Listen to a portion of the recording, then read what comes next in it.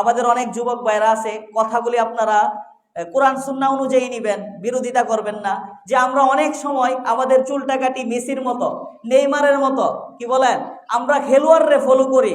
অথচ আমরা যদি রাসূলকে ফলো করি, এই রাসূলের আদর্শ নিয়ে যদি আমি মরতে পারি, রাসূল বলেন মান আহাব্বা সুন্নতি ফাকাদ আহাব্বানি ওয়া মান আহাব্বানি কানা মাই ফিল জান্নাহ। যে ব্যক্তি আমার সুন্নতকে ভালোবাসলো সে যেন আমাকে ভালোবাসলো, আর যে আমাকে ভালোবাসবে সে আমার সাথে জান্নাতে যাবে। এখন বলেন, আপনি যদি মেসিকে ভালোবাসেন, মেসির সাথে আপনি জাহান্নামে যাবেন। আপনি যদি নেইমাররে ভালোবাসেন, নেইমারের সাথে কোথায় যাবেন? জাহান্নামে যাবেন। কি বলেন? অর্থ আপনি তুলেন। আর নেইমার কি বলেন? মুসলমান, ইহুদি কাফের। আল্লাহ তাআলা বলেন তোমরা ইহুদি কাফেরদেরকে তোমরা বন্ধু বানায় না। ইয়া আইয়ুহাল্লাযীনা আমানু লা তাত্তাখিযুল ইয়াহুদা ওয়ান নাসারা আউলিয়া বা'দুহুম আউলিয়াউ বা'দ ওয়া মান ইয়াতাওয়াল্লাহুম মিনকুম ফাইন্নাহু মিনহুম ইন্নাল্লাহা লা ইয়াহদিল কওমায যালিমিন। আল্লাহ তাআলা বলতেছেন, হে ঈমানদারগণ, তোমরা ইহুদি নাসারাদেরকে বন্ধু বানায় না। তোমাদের মধ্যে যে ব্যক্তি ইহুদি নাসারাদেরকে বন্ধু বানাবে সে তাদের দলের অন্তর্ভুক্ত হবে।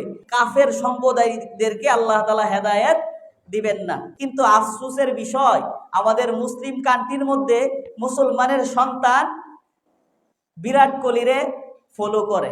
সে কিভাবে চলাচল করে, সে কিভাবে হাঁটে, সে কিভাবে ক্যাপ পরে, সে কিভাবে মুছ রাখছে, কিভাবে দাড়ি রাখছে, সব হুবহু তার মতো।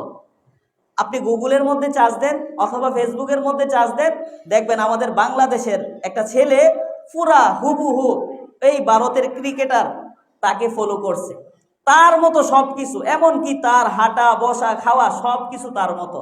অথচ সে কাকে গ্রহণ করছে? যেই ছেলেটারে গ্রহণ করছে, যেই খেলোয়াড়টাতে, সে হলো একটা হিন্দু, আর যে গ্রহণ করছে সে হলো মুসলমান। রাসূল হাদিসের মধ্যে বলেন মান তাসাব্বাহা বিকৌমিন ফাহুয়া মিনহুম। যে ব্যক্তি যাকে অনুসরণ করবে সে তার দলের অন্তর্ভুক্ত হয়ে যাবে।